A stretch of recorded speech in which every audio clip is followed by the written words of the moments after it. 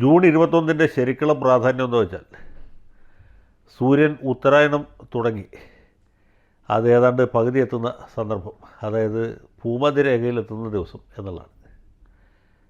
ഉത്തരാർദ്ധഗോളത്തിൽ ഏറ്റവും ചൂട് കൂടിയ ദിവസമാണ് ജൂൺ 21.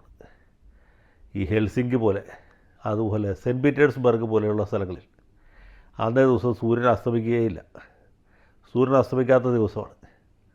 അതുകൊണ്ട് സൂര്യൻ അസ്തമിക്കലുമില്ല, നേരം പുലരലുമില്ല.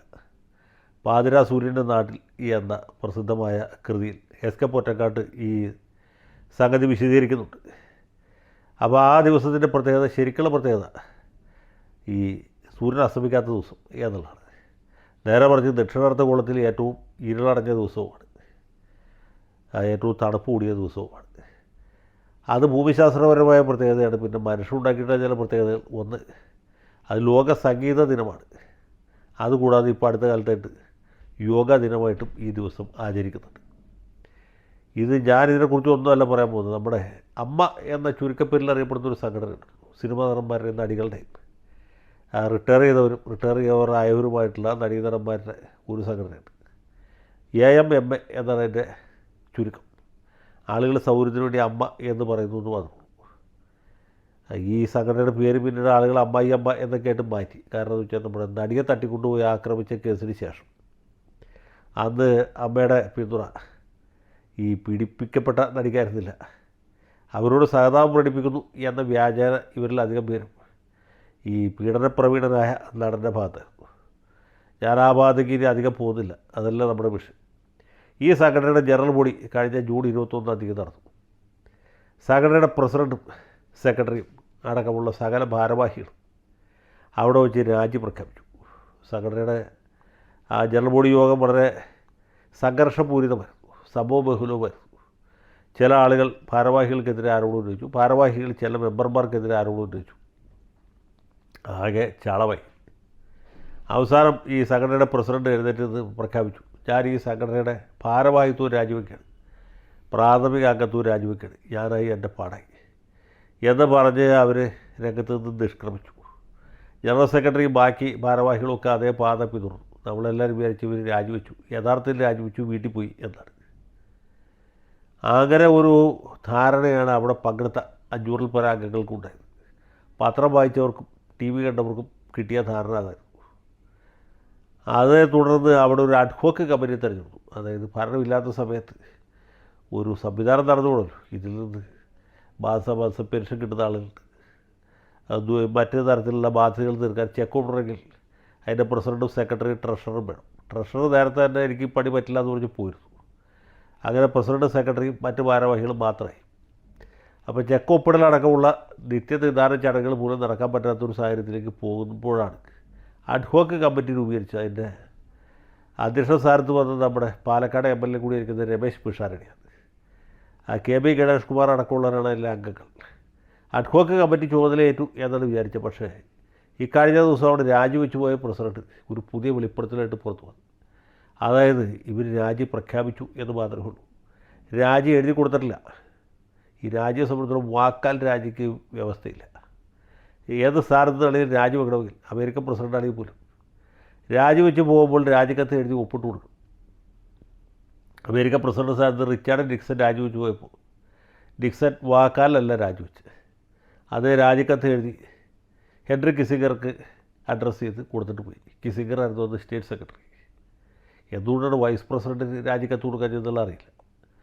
ഏതായാലും അദ്ദേഹത്തിൻ്റെ രാജിക്കത്തെ കണ്ടിട്ട് ഒരു വാചകം മാത്രമേ ഉള്ളൂ, ഞാൻ അമേരിക്കൻ പ്രസിഡന്റ് സ്ഥാനം രാജിവെക്കുന്നു, ഇതിനാൽ രാജിവെക്കുന്നു എന്നെഴുതി ഒപ്പിട്ടു. നിക്സൺ വീട്ടിൽ പോയി. പുള്ളി പിന്നെ വൈറ്റ് ഹൗസിൽ നിന്ന് സ്വന്തം വീട്ടിലേക്ക് താമസം മാറ്റി. അപ്പോൾ ആർക്കും ഒരു സംശയം ഉണ്ടാകുന്നില്ല, കാരണം ഇത് രേഖയാണ്.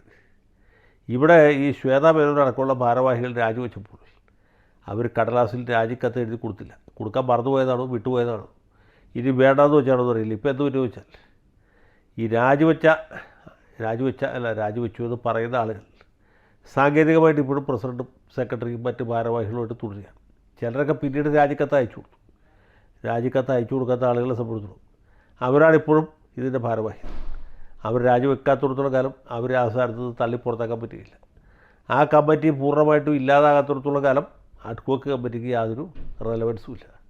ഇപ്പോൾ Ramesh Pisharody ad hoc committee chairman എന്ന് പറഞ്ഞാൽ അതിന് നിയമപ്രാബല്യമില്ല. അവർ അഡ്വോക്ക് കമ്മിറ്റിക്കാരായിട്ട് അഭിനയിക്കുക മാത്രമാണ്. ഇവർ നടന്മാരായതുകൊണ്ട് കുഴപ്പമില്ല, അഭിനയിക്കാൻ തിരക്കില്ല. പക്ഷേ അവർക്ക് ഇതിൻ്റെ ഭാരവാഹികളായിട്ട് പ്രവർത്തിക്കാൻ പറ്റിയില്ല. കാരണം ഈ രാജി എന്ന് പറയുന്നത് സാങ്കേതികമായിട്ടുള്ളൊരു കാര്യമാണ്. രാജിക്കത്ത് രേഖാമൂലം വേണം, വാക്കാൽ പോരാ. വാക്കാൽ രാജി ഒരു സ്ഥലത്തും അംഗീകരിക്കപ്പെട്ടുള്ളതല്ല. രാജിക്കത്ത് കൊടുത്താലും പോരാ, രാജി സ്വീകരിക്കണം. രാജി സ്വീകരിച്ചാൽ മാത്രമേ ഇത് പ്രാബല്യമുള്ളൂ. പല തൊഴിൽ സ്ഥാപനങ്ങളും നമ്മൾ കാണാറുണ്ട്, മേലുദ്യോഗസ്ഥരുമായിട്ട് അല്ലെങ്കിൽ മാനേജ്മെൻറ്റുമായിട്ട് അഭിപ്രായ വ്യത്യാസം ചില തൊഴിലാളികൾ രാജിക്കത്ത് എഴുതി കൊടുക്കും. ചില സഹകരണ ബാങ്കിലെ കണ്ടിട്ടുണ്ട്. ഈ രാജിക്കത്ത് എഴുതി കൊടുത്തുകൊണ്ട് മാത്രമേ രാജിക്കത്തിന് വിലയില്ല. ആ രാജി സ്വീകരിക്കണം. സ്വീകരിക്കുന്നതിന് മുമ്പ് ഏത് സമയത്തോടെങ്കിലും ഇവർക്ക് രാജി പിൻവലിക്കാം. ചിലരൊക്കെ രാജിവെക്കുമ്പോൾ ഞാൻ അടുത്തതിൻ്റെ പിന്നത്തെ മാസം മുതൽക്ക് രാജിവെക്കുന്നു എന്ന് പറഞ്ഞാൽ എനിക്ക് രാജിക്കത്ത് കൊടുക്കും. ആ രാജിക്കത്ത് കിട്ടുമ്പോൾ മുതലാളിക്കൊരു സന്തോഷം തോന്നും. പക്ഷേ ഈ പറഞ്ഞ തീയതിക്കുള്ളിൽ ഞാൻ എൻ്റെ രാജി പിൻവലിച്ചിരിക്കുന്നു എന്നൊരു കത്തുകൂടി കൊടുത്താൽ സംഗതി ഇരിപ്പതാണ്. ഇത് പറയുമ്പോൾ മഹാകുസൃതിക്കാരനായ എൻ്റെ ഒരു ബന്ധുവിൻ്റെ കാര്യം ഓർമ്മ വരികയാണ്. പുള്ളി സ്റ്റേറ്റ് ബാങ്കിലെ ഉദ്യോഗസ്ഥനായിരുന്നു, വലിയ ഉദ്യോഗസ്ഥനായിരുന്നു. അപ്പോൾ ഇദ്ദേഹം മേലുദ്യോഗസ്ഥന്മാർക്ക് പൊതുവെ അത്ര അദ്ദേഹത്തെക്കുറിച്ച് തീരെ മതിപ്പില്ല. പുള്ളി എങ്ങനെയെങ്കിലും ബാങ്കിൽ നിന്ന് പറഞ്ഞു വിടണം എന്ന് അവർ ആലോചിച്ച് അതിനുവേണ്ടി പല തന്ത്രങ്ങളും പ്രയോഗിച്ചുകൊണ്ടിരിക്കുന്ന സമയത്താണ് ഇദ്ദേഹത്തിന് നിരവധി ചാർജ് ഷീറ്റുകൾ കിട്ടി, കുറ്റപത്രങ്ങൾ കിട്ടി. പുള്ളി അതിനെയൊക്കെ അങ്ങനെ മറികടന്ന് പോയിക്കൊണ്ടിരിക്കുന്നത്. അപ്പോഴാണ് ബാങ്കിൽ വോളണ്ടറി റിട്ടയർമെൻറ്റിന് പുതിയ ഓഫർ വരുന്നത്. അപ്പോൾ ഇദ്ദേഹം എന്നോട് പറഞ്ഞു, ഞാൻ വോളണ്ടറി റിട്ടയർമെൻറ്റിന് ആപ്ലിക്കേഷൻ കൊടുക്കാൻ പോകുന്നത്. ഞാൻ പറഞ്ഞു, പൊന്നിച്ചേട്ടാ, പിന്നെ കുടുംബകര കഴിയും വേറെ വരുമാന മാർഗ്ഗം. പുള്ളി ചിരിച്ചു. അതിനൊക്കെ വേറെ വഴിയുണ്ട് ചെയ്യാം എന്ന് പറഞ്ഞു.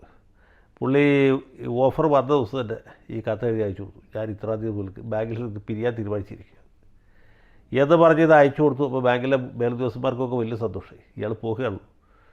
എല്ലാവരും ആ ദൈവത്തിൻ്റെ സ്തുതി പറഞ്ഞു. പക്ഷേ ഇതിൻ്റെ കാലാവധി തികയുന്നതിൻ്റെ തലേദിവസം പുള്ളി വീണ്ടും ഒരു കത്ത് കൂടി എഴുതി അയച്ചു. ഞാൻ എൻ്റെ ഓഫർ പിൻവലിക്കുകയാണ്, ഞാൻ രാജിവെച്ച് പോകാൻ ഉദ്ദേശിക്കുന്നില്ല എന്ന് മാത്രമല്ല, ബാങ്കിന് ഞാൻ ഇപ്പോൾ ചെയ്തുകൊണ്ടിരിക്കുന്ന സേവനം തുടർന്ന് ചെയ്യാൻ ആഗ്രഹിക്കുകയാണ്. ഇത് വായിച്ചപ്പോൾ മേലുദ്യോഗസ്ഥന്മാരുടെ അവസ്ഥ എന്തായിരിക്കുന്നത് നിങ്ങൾ തന്നെ ഊഹിച്ചാൽ മതി. അപ്പോൾ ഇതാണ് ഈ രാജിയുടെയും വോളണ്ടറി റിട്ടയർമെൻറ്റിൻ്റെയൊക്കെ പ്രിൻസിപ്പിൾ. രാജിക്കത്ത് സ്വീകരിക്കുന്നതിന് മുമ്പ് ഏത് സമയത്തോടെയും പിൻവലിക്കാം. ഇവിടെ ശ്വേതാ മേനോൻ്റെ കാര്യത്തിൽ രാജിക്കത്ത് കൊടുത്തിട്ടേ ഇല്ല. കൊടുക്കാത്ത രാജി എങ്ങനെ പിൻവലിക്കാം? അതുകൊണ്ട് പിൻവലിക്കേണ്ട ആവശ്യമില്ല. അവർ ആ സ്ഥാനത്തിരുത്ത് അമ്മ സംഘടന നന്നാക്കാൻ തന്നെ തീരുമാനിച്ചിരിക്കുകയാണ്. ഏതായാലും ഈ അമ്മ സംഘടനയായിട്ട് ബന്ധപ്പെട്ട് ഒരുപാട് തമാശകൾ കണ്ടിട്ടില്ല. ഇത്ര വലിയൊരു തമാശ ഞാൻ കണ്ടിട്ടില്ല, കണ്ടായിട്ട് ഓർമ്മിക്കുന്നില്ല. ഏതായാലും ഇത്ര വലിയൊരു കുസൃതി ഒപ്പിച്ച ശ്വേതാ മേനോനും മറ്റ് ഭാരവാഹികൾക്കും എൻ്റെ ആത്മാർത്ഥമായ നമസ്കാരം, നല്ല നമസ്കാരം പറഞ്ഞുകൊണ്ട് അവസാനിപ്പിക്കുന്നു. ജയ് അമ്മ.